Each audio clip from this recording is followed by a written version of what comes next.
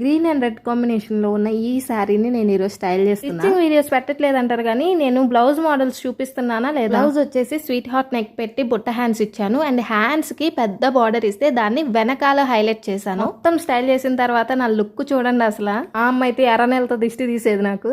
కాదులే గానీ మీరే చెప్పండి నా లుక్ ఎలా ఉంది. అరే ఎలా తీసుకున్నాను అనుకున్నారు? హోల్సేల్ ప్రైస్ లో తీసుకున్నా. తక్కువ ప్రైస్ కి చీర వచ్చిందని అందుకే ఆ డాన్స్.